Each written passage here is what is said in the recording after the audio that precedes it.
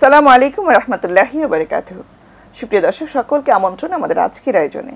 শুরু করছি সুন্দর জীবনের জন্য। আমাকে শিক্ষিত একটি মা দাও, আমি তোমাকে শিক্ষিত একটি জাতি দেব। কথাটি বলেছেন নেপোলিয়ন বোনাপার্ট। আমরাও চাই বাংলাদেশকে গড়তে, কিন্তু তার জন্য আমরা মায়েরা ঠিক কতটুকু উপযুক্ত হয়েছি? আমরা কি সে শিক্ষায় শিক্ষিত হয়েছি যে আমরা পুরো বাংলাদেশকে সুন্দর একটি দেশ হিসেবে গড়ে তুলতে পারবো? আমাদের আজকের বিষয় জাতি গঠনে মায়ের শিক্ষা। আর এই বিষয়ে কথা বলার জন্য আমাদের সাথে আছেন আমাদের শ্রদ্ধেয় আপা ডক্টর নাসিমা হাসান। আসসালামু আলাইকুম ওয়া রাহমাতুল্লাহ। ওয়ালাইকুম আসসালাম ওয়া রাহমাতুল্লাহি ওয়া বারাকাতুহু। সুপ্রিয় দর্শক, আমাদের সাথে আছেন শিক্ষাবিদ এবং গবেষক ডক্টর প্রফেসর আফরোজা বুলবুল। আসসালামু আলাইকুম ওয়া রাহমাতুল্লাহি ওয়া বারাকাতুহু। ওয়ালাইকুম আসসালাম ওয়া রাহমাতুল্লাহি ওয়া বারাকাতুহু। সুপ্রিয় দর্শক, যে বিষয়টি নিয়ে আমরা কথা বলবো বলেছি তা হচ্ছে জাতি গঠনে মায়ের শিক্ষা। চলুন জানি আসলে মায়ের শিক্ষা বলতে আমরা কি বুঝাচ্ছি, আর জাতি গঠনে এটা ঠিক কতটা গুরুত্বপূর্ণ।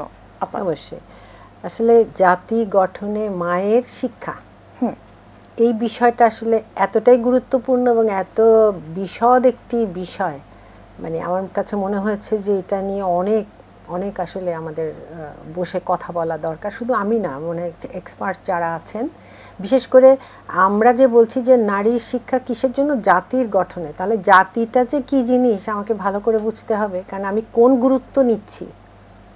একটি জাতি কিন্তু গঠন করছে মেয়েরা, কারণ একটি শিশুর প্রাথমিক শিক্ষক কিন্তু নারী, মা।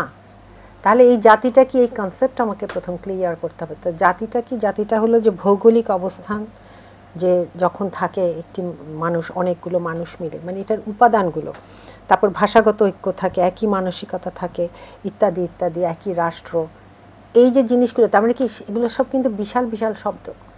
এগুলো নিয়ে যখন একটি মা চিন্তা করবে, এবং এই চিন্তা কখন করবে, সে নারী হিসাবে যখন আসলেই এমন কোনো শিক্ষা পাবে। তা শিক্ষাটা কি? কোরআনে আল্লাহ ঘোষণা করেছেন যে প্রথম যে নাজিল হয়েছে সূরা আলাক, বিসমিল্লাহির রহমানির রহিম, আল্লাহ তাআলা বলছেন ইকরা বিসমি রাব্বিকাল্লাযী খালাক, পড়ো তোমার প্রভুর নামে যিনি সৃষ্টি করেছেন। অর্থাৎ তুমি পড়াশোনা করো, অধ্যয়ন করো, যত সাবজেক্ট পারো পড়ো, কিন্তু সেখানে অবশ্যই তোমার রবের নামে। অর্থাৎ তুমি বায়োলজি পড়ো, ফিজিক্স পড়ো, অর্থনীতি পড়ো, রাষ্ট্রবিজ্ঞান পড়ো, কিন্তু সেখানে অবশ্যই আল্লাহর অধীনে থেকে, আল্লাহর নির্দেশিত পথে থেকে। এমন বিষয় নয় যে যেটা তোমাকে নাস্তিকতার দিকে নিয়ে যাবে, বরং তুমি আল্লাহর দিকে আরও ফিরে আসবে। ওই সাবজেক্টগুলো ওইভাবেই পড়তে থাকো, আল্লাহর অনুগত হয়ে। কাজে একজন নারীকেও কিন্তু তাই হতে হবে। এই ইকরা বিসমি রাব্বিকাল্লাযী খালাক একজন পুরুষের জন্য যেমন প্রযোজ্য, একজন নারীর জন্য প্রযোজ্য, এবং একজন মায়ের জন্য এটা আরও বিশাল অর্থ বহন করে। এবং এই যে নারীর কথা আমরা আজকে বলছি, যে এখানে আবার শিক্ষা ব্যাপারটা চলে আসছে। এখন শিক্ষা নিয়েও কিন্তু আমাদের প্রচুর বিভ্রান্তি রয়েছে। শিক্ষাটা কি হবে? বইয়ের শিক্ষা নাকি শুধু ইসলামিক শিক্ষা?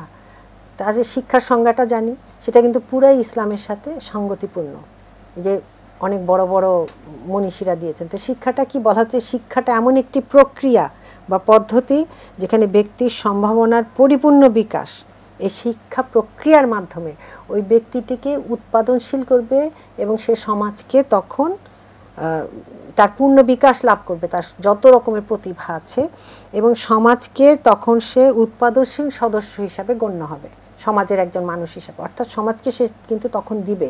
তো ইসলাম কি বলছে? তুমি শিক্ষা গ্রহণ করবে, তুমি তোমার জ্ঞান হবে, এবং তুমি একজন সক্রিয় সদস্য হবে। অর্থাৎ মানবিক কল্যাণমূলক কাজ সব করতে হবে। এবং একসাথে কী হবে, একজন নারী যখন মা হয় তখন কিন্তু তার সন্তানও কিন্তু একটি সমাজের অংশ হিসাবে তার ঘরে লালিত পালিত হচ্ছে। এবং ডক্টর জামাল আল বাদাবি এখানে খুব সুন্দর কথা বলেছেন, যে আমরা মনে করি যেই মাটি বাসায় বসে বাচ্চা পালন করছে, সে আসলে জিডিপি গ্রোথ বা এই যে অর্থনৈতিকভাবে যে নানান প্রবৃদ্ধি হয়, সেখানে সে জিরো কন্ট্রিবিউশন। আসলে এটা ভুল।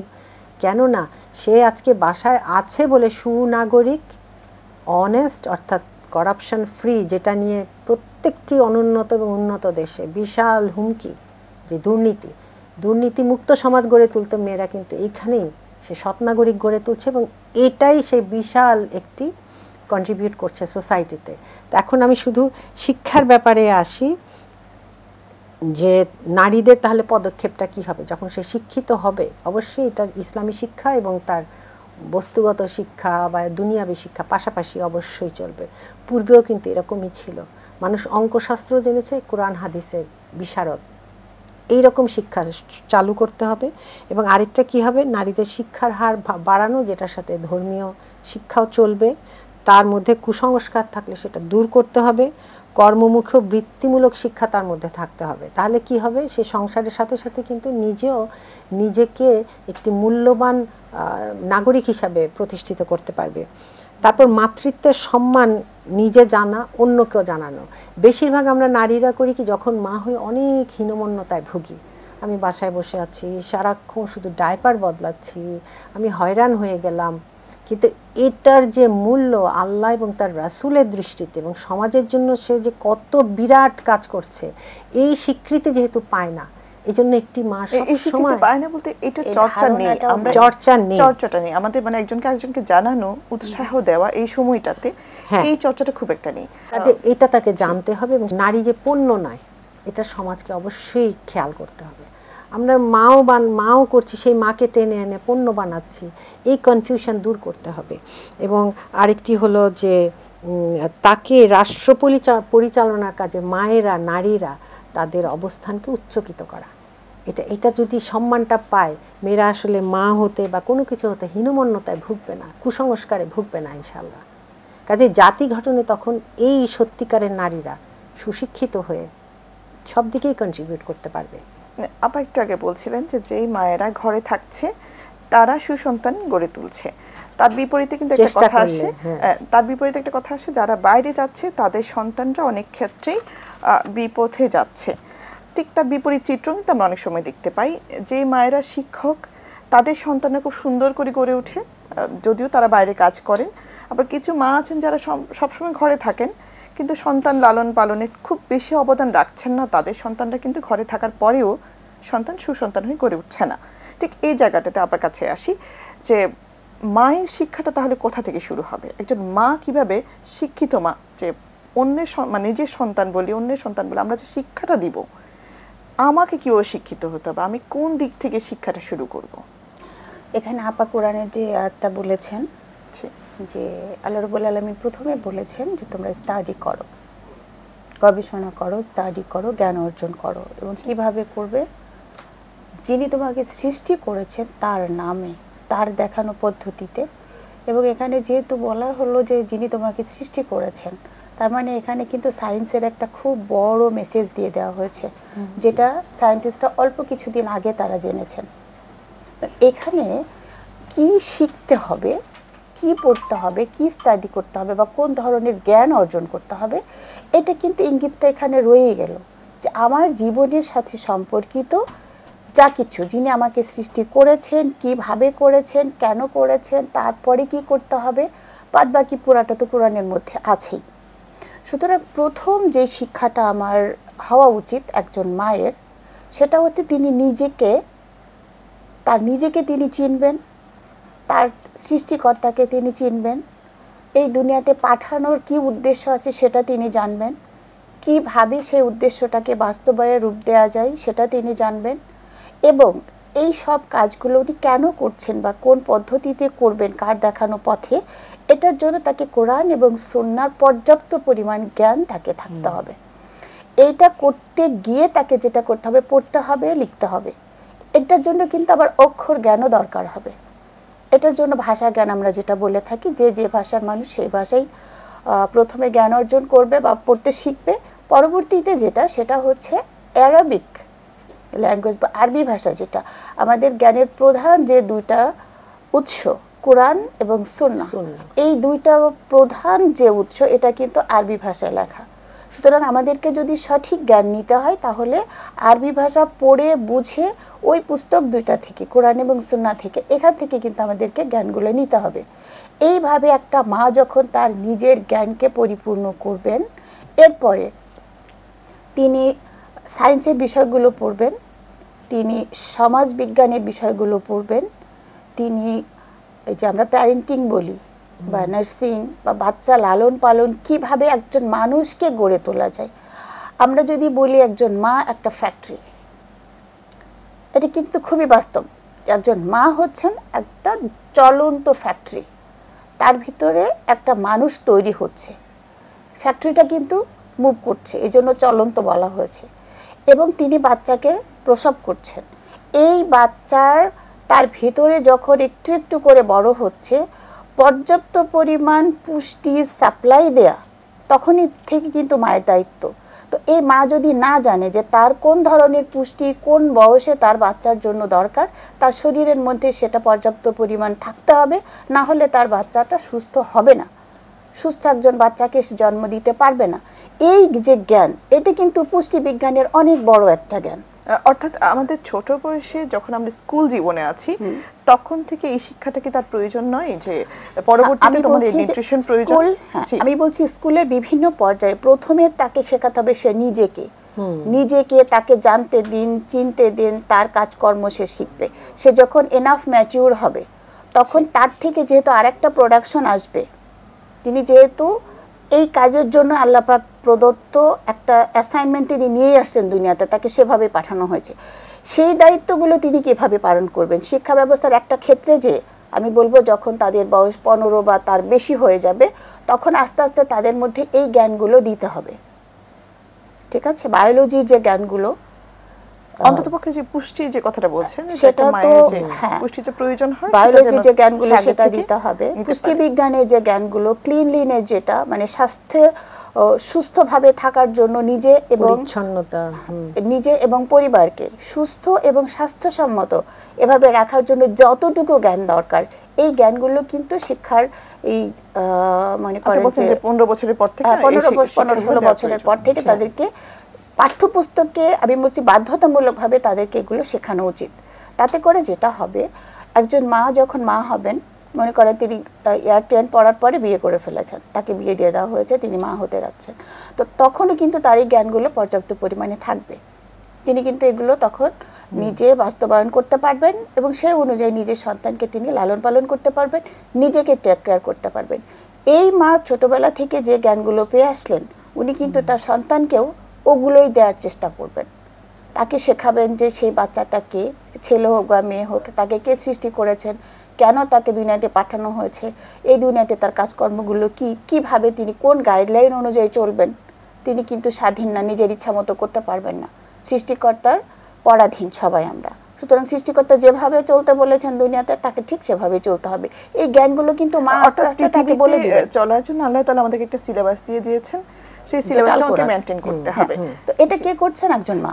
সুতরাং এই যে মা, তার যদি নিজেরই এই জ্ঞানগুলো না থাকে, তাহলে কি আমাদের এখন বর্তমান সময় আপনি দেখেন যে আপনি বড় বড় উচ্চশিক্ষিত মানুষ পাচ্ছেন, পিএইচডি হোল্ডার পাচ্ছেন, আরও একটা 2টা 3টা পিএইচডি ডিগ্রি তার আছে, কিন্তু মানুষ হিসাবে যে এই মনুষ্যত্ববোধ তার মধ্যে নাই। সেই চিত্রটা আমরা কিন্তু আমাদের চারপাশে দেখতে পাচ্ছি। আমি আপনার কাছে আবার পরে প্রশ্ন নিয়ে ফিরছি ইনশাআল্লাহ। আপনার কাছে আসি। আপা, যে বিষয়গুলো আপা বলছেন আসলে খুব গুরুত্বপূর্ণ। এই সমাজে আমরা দেখতে পাচ্ছি যে আমাদের মায়েদের যে ভূমিকা থাকার কথা ছিল, আমরা কিন্তু কিছুটা ক্ষেত্রে শিক্ষিত হলেও আপা বলছেন যে অনেক পিএইচডিধারী আমরা আমাদের আশেপাশে দেখতে পাচ্ছি, কিন্তু সেই মাটাকে আমরা পাচ্ছি না, যেই মাটাকে আমরা খুঁজছি। এখন প্রকৃতপক্ষে কোরআনে কি এমন কোনো মায়ের কথা বলা আছে? আপা বলছেন যে আমাদেরকে ফিরতে হবে কোরআন এবং হাদিসের কাছে।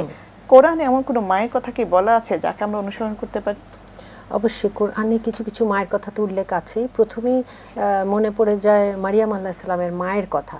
যখন ওনার গর্ভে সন্তান আসলো, তখন উনি কি করলেন? আল্লাহ তাআলার কাছে বললেন যে রাব্বি ইন্নী নাযারতু লাকা মা ফি বাতনি মুহাররারান ফাতাকাব্বাল মিন্নি ইন্নাকা আনতাস সামিউল আলিম। হে আমার রব, আমার গর্ভের এই সন্তানটি তোমার জন্য নজরানা দিলাম এবং তোমার জন্য সে উৎসর্গিত হবে, আমার নজরানা কবুল করো, নিশ্চয়ই তিনি সব কিছু শুনেন ও জানেন। খুব সুন্দর হলো যে উনি একটি কন্যা সন্তান প্রসব করলেন এবং উনি একটু চিন্তিত হলেন, কেননা উনি তো নিয়ত করেছেন তখনকার দিনে পুত্র সন্তান হলে এইভাবে মসজিদে যে বিভিন্নভাবে সেবক হতে পারত, কিন্তু আল্লাহ তাআলার পরিকল্পনা হলো অপরিসীম। তিনি কি করলেন? এই সন্তানকে কবুল করলেন এবং তিনি মারিয়াম আলাইহিস সালাম, এবং মারিয়াম সালাম একজন নবীর মাতা, এবং তাকে নিয়ে অনেক ঘটনা আছে, সেটাতে আমি পরে আসছি। তো এখানে ব্যাপারটি হলো একটি মা এই যে উৎসর্গীকৃত, তো আমি কী পরিমাণ উনি আল্লাহর উপর তাওয়াক্কুল, আল্লাহর উপর ঈমান এবং জজবা ছিল যে উনি গর্ভের সন্তানকে জন্মের আগেই আল্লাহর কাছে নজরানা দিয়েছেন।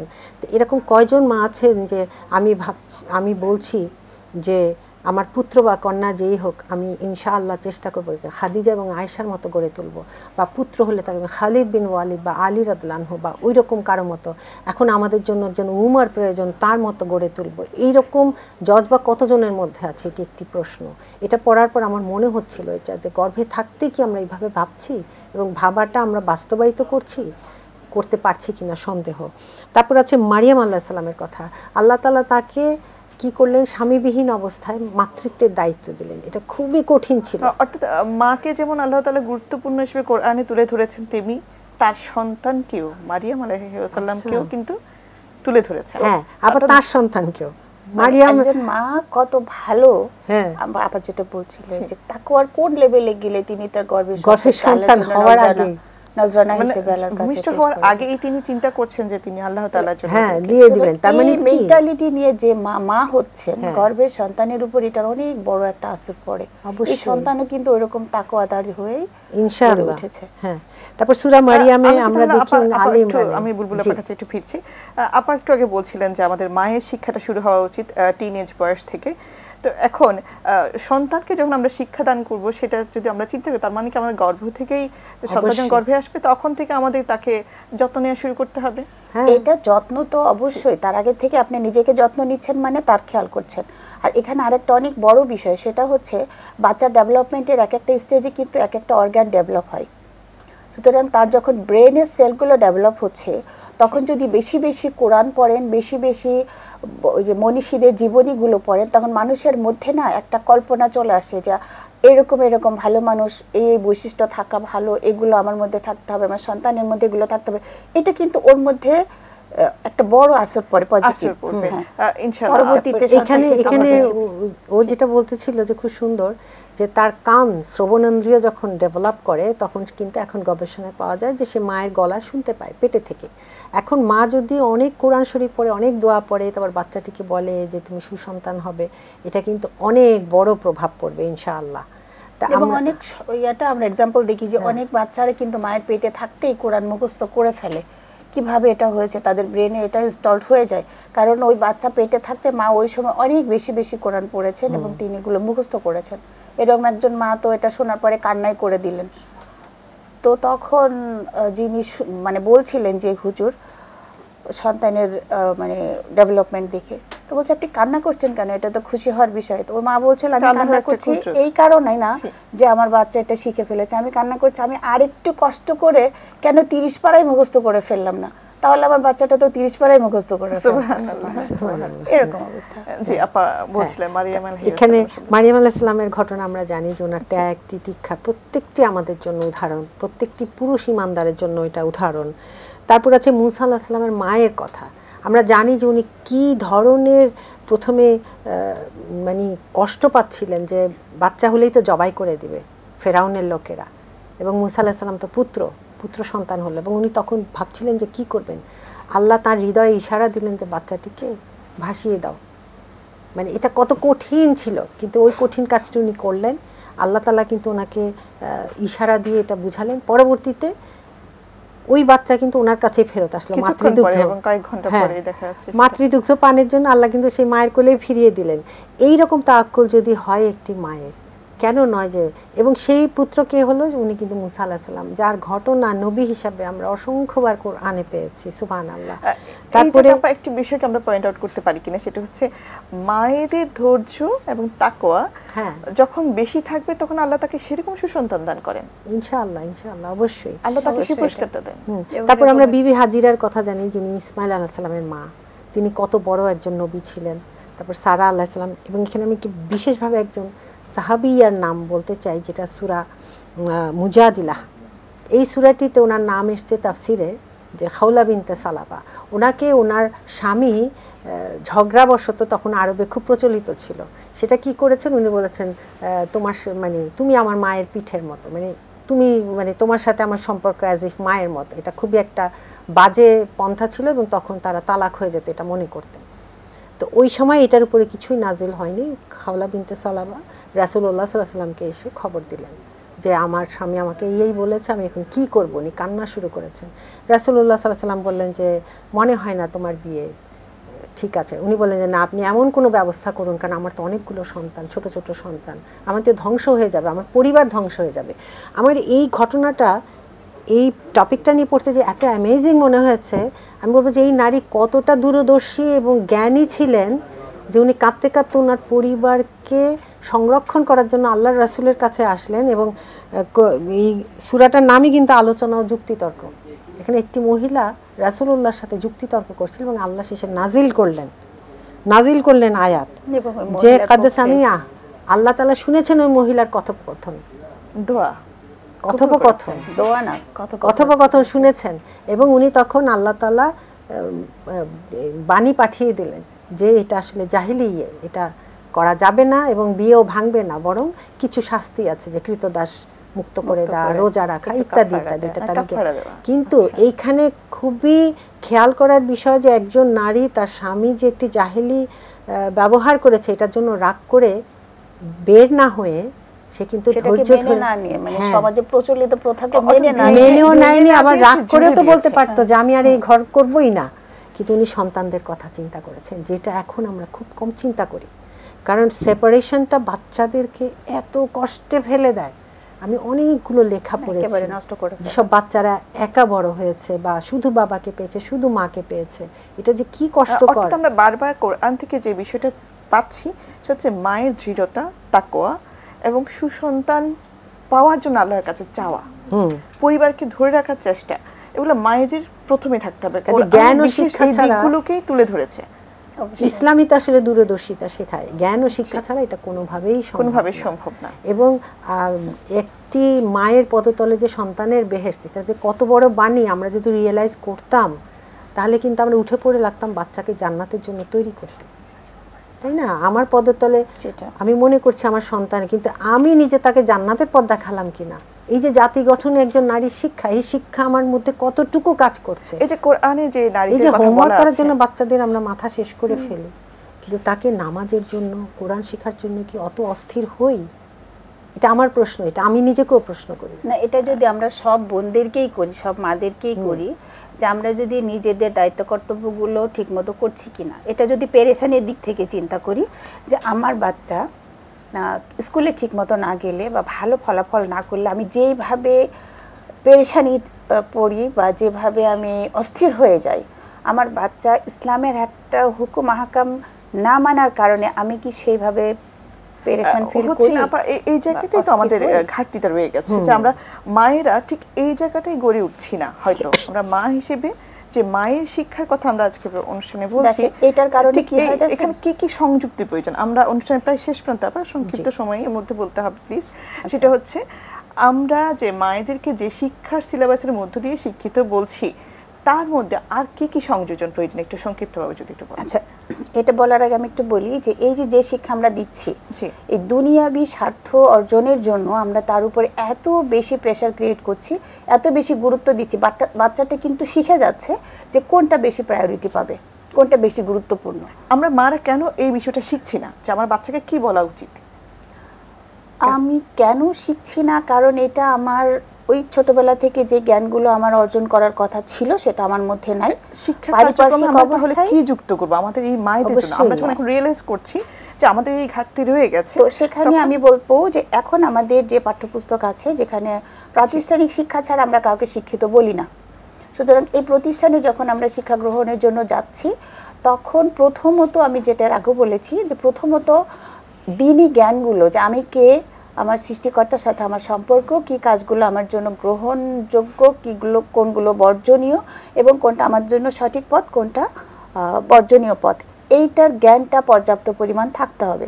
দ্বিতীয়ত, মা হওয়ার জন্য, সন্তান লালন পালনের জন্য যেই প্রশিক্ষণটা দরকার, যেই জ্ঞানটা দরকার, ওই জ্ঞানটা পর্যাপ্ত পরিমাণে থাকতে হবে। তাহলেই একজন মা পরবর্তীতে তার দায়িত্বগুলো ঠিকমতো পালন করতে পারবেন। এখন সিলেবাসের বিভিন্ন পর্যায়ে বা তাদের বয়স অনুযায়ী আমরা পাঠ্যক্রমের বিভিন্ন পর্যায়ক্রমে আমরা একটা পুষ্টিবিজ্ঞান, স্বাস্থ্যবিজ্ঞান, এরপরে প্যারেন্টিং যেগুলো শিশু আছে, যত্ন। শিশু যত্ন, তো Breastfeeding, যত্ন এবং লালন পালন, মাতৃদুগ্ধ, ওটা ওই শিশু যত্ন এবং লালন পালনের মধ্যে এটা চলে আসবে।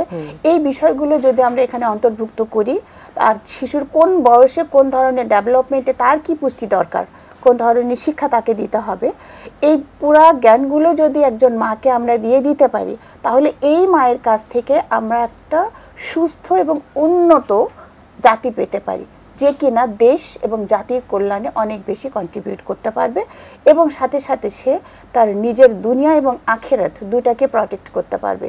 এবং এই ধরনের মানুষ যারা হবে, দিন এবং দুনিয়ার উভয় জগতের কল্যাণের চিন্তা যারা করবে, উভয় জগতের জ্ঞান যাদের কাছে পর্যাপ্ত থাকবে, তাদের মাধ্যমেই আসলে এই দুনিয়াতে একটা সুন্দর এবং সোনালী এবং জাতি গঠন সম্ভব।